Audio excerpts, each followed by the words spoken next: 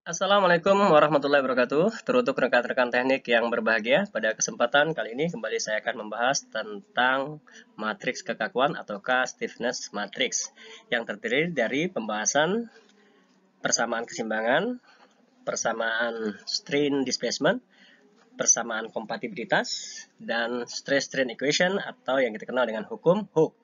Jika channel ini bermanfaat, silahkan like and share, dan jangan lupa tekan tombol subscribe-nya. Terima kasih, selamat menyimak. Untuk mengawali pembahasan kita, mari kita tinjau beberapa problem-problem yang sering muncul di dunia keteknik sipilan.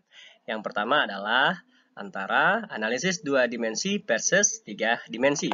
Yang kedua, analisis statik versus dynamic.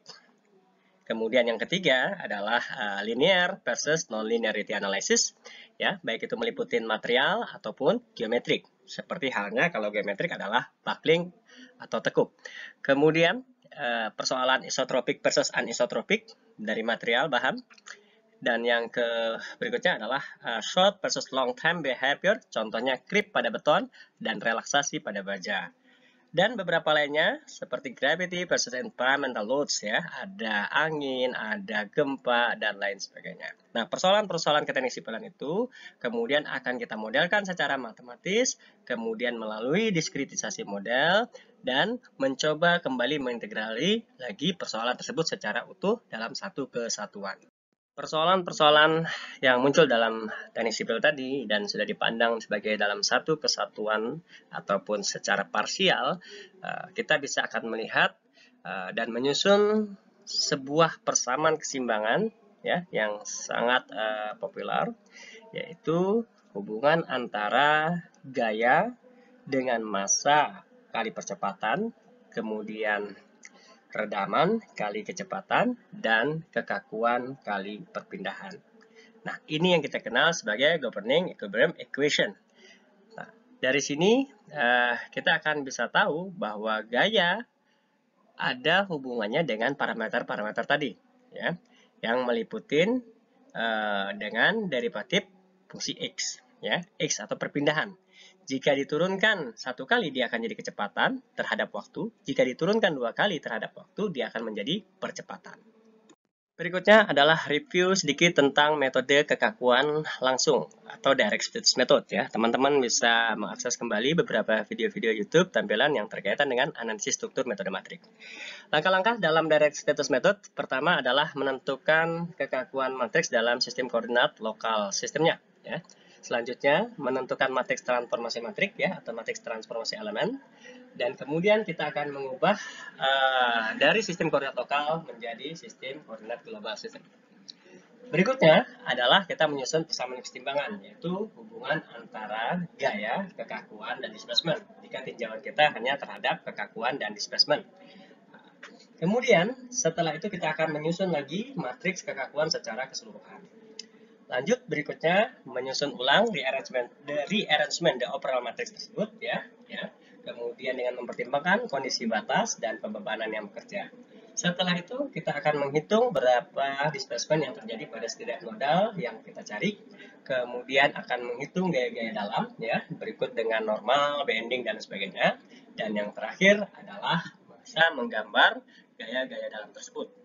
Tinjaulah sebuah truss element atau elemen rangka, ya, di mana parameternya hanya ada luas tampang yang diwakili A dan modulus elastisitas atau E, kemudian panjang elemen atau L, di mana kita ketahui pada masing-masing nodal bekerja gaya normal, ya, karena pada elemen rangka hanya mengakses atau hanya memperbolehkan gaya normal saja yang bekerja, ya. Gaya bekerja searah sumbu elemen, maka kita dapatkan Fi dan Fj.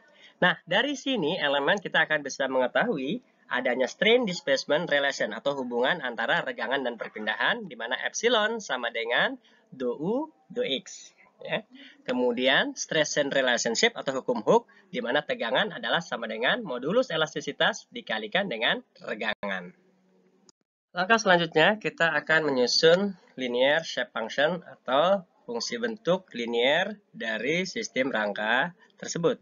Yang pertama adalah di sini pada join I ada NI dalam fungsi KSI. KSI sama dengan 1 min KSI. Dan begitu di NG pada nodal J, Ng ke Si adalah ke Si.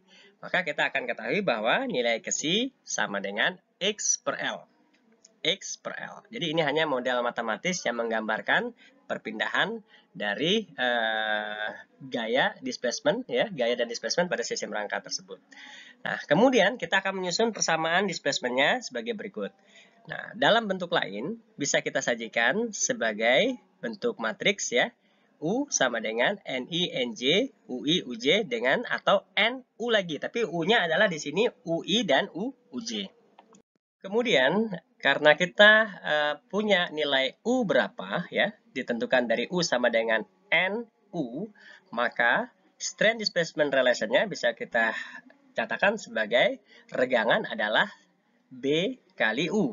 Nah, B sendiri adalah elemen matriks dari regangan perpindahan.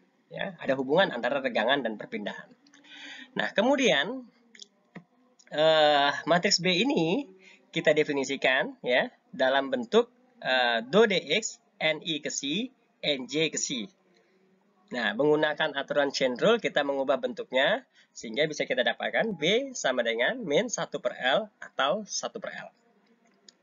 Selanjutnya kita akan menyusun persamaan atau hubungan tegangan dan regangan dari hukum Hooke tersebut.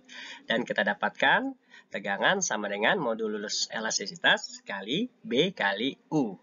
Nah, di sini ada tambahan materi sedikit, yaitu tentang energi regangan atau strain energy, ya, yang disajikan sebagai berikut, yaitu U sama dengan setengah U kecil atau displacement, ya, yang ditransposkan, kemudian dikalikan dengan integral volume dari B yang ditransposkan, kemudian dikalikan modulus elastisitas atau E dikalikan B lagi, ya, merupakan operatornya adalah do P, berarti integralnya integral volume dx, dy, dz, dan kemudian dikalikan dengan perpindahannya.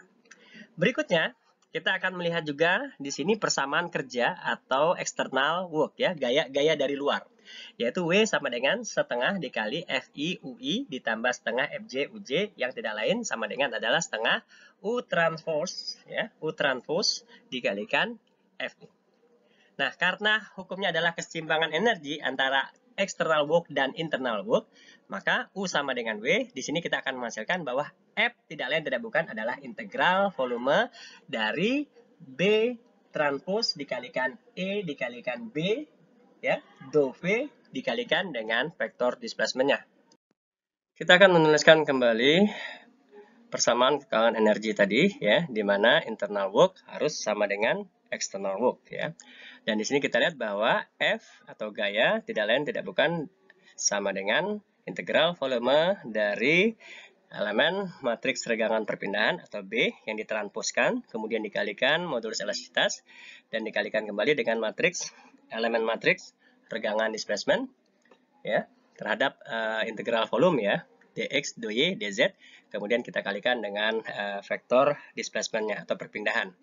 Yang tidak lain tidak bukan ternyata sama dengan hubungan vektor gaya kali matriks kekakuan kali vektor displacement, F sama dengan K kali U. Dengan demikian, kita bisa definisikan bahwa K itu sendiri atau matriks kekakuan tidak lain tidak bukan adalah integral volume dari elemen matriks strain displacement yang kita transposkan, kemudian kita kalikan dengan modulus elastisitas, dan kita kalikan kembali dengan matriks B tadi yang kita integralkan dalam volume.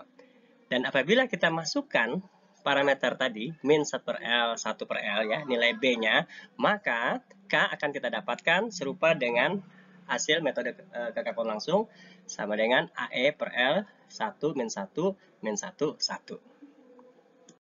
Perhatikan contoh berikut ini, ya, sebuah sistem rangka atau struktur rangka.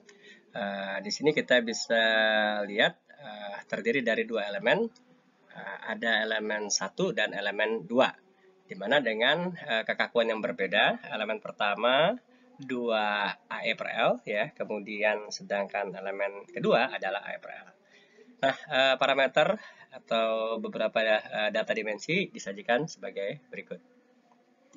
Baik, untuk menyelesaikan dari contoh soal tersebut, maka kita akan menentukan matriks kekakuan dari masing-masing elemen 1 dan elemen 2. Di sini maka kekakuannya adalah AE per L, ya. Jadi A-nya disesuaikan dengan masing-masing elemen, ya. E-nya sama, konstan, yaitu 23.500 megapascal. Ya, kita ambil materialnya adalah beton bertulang. Kemudian panjangnya juga sama, konstan, yaitu 2 meter atau 2000 mm. Nah, setelah kita susun ya masing-masing matriks elemen, kemudian kita lanjutkan dengan menyusun matriks kakuan elemen gabungannya. Karena nodalnya ada 3 ya, dan perpindahnya masing-masing 1 ke arah sumbu X, maka ukuran matriksnya adalah 3 kali 3 untuk matriks gabungannya, untuk matriks kekakuan gabungan. Selanjutnya kita akan menyusun load and boundary condition-nya. Untuk pembebanan atau load-nya yang terjadi pada F2 atau nodal 2 itu adalah sebesar 100.000 Newton atau kurang lebih 10 ton. Kemudian untuk perpindahan pada nodal 1 dan nodal 3, U1 dan U3 itu adalah sama dengan 0 karena kita constraint dengan tumpuan jepit. Langkah selanjutnya, kita menyusun equilibrium equation atau persamaan keseimbangan. Pada ruas kiri adalah vektor gayanya, kemudian di ruas kanan terdiri dari matriks kekakuan dan vektor displacement. U1 dan U3 adalah 0, maka variabel yang kita cari adalah U2. Kita tuliskan kembali persamaan keseimbangannya. Nah, kemudian untuk menentukan berapa displacement di nodal 2, maka segala sesuatu yang berhubungan dengan nodal 1 dan nodal 3 karena dia nilainya 0, itu kita hilangkan. Maka tinggallah gaya, yaitu 100.000 dibagi dengan 5287 500 ya.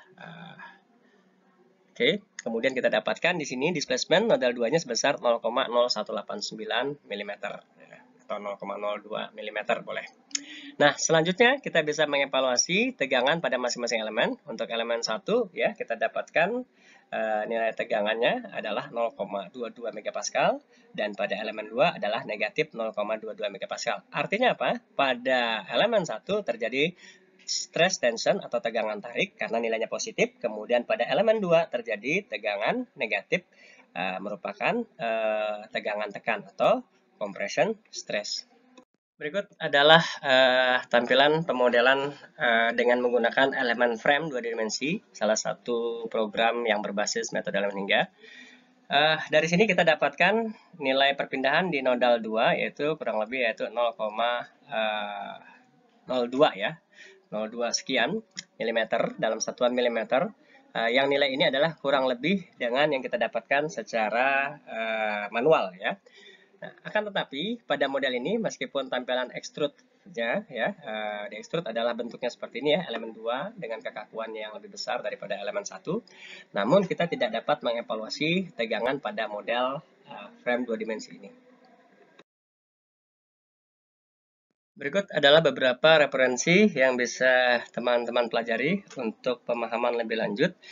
Yang pertama adalah berkaitan dengan metode kekakuan langsung, bisa mempelajari pada buku yang berjudul Aplikasi Matriks untuk Analisis Struktur, karya saya sendiri ya.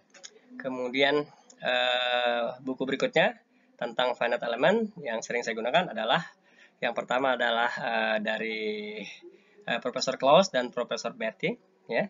Kemudian metode elemen hingga dan aplikasi karya Profesor Insinyur Bambang Suhendro MSc PSD. Demikian yang bisa saya sampaikan. Lebih dan kurangnya saya mohon maaf.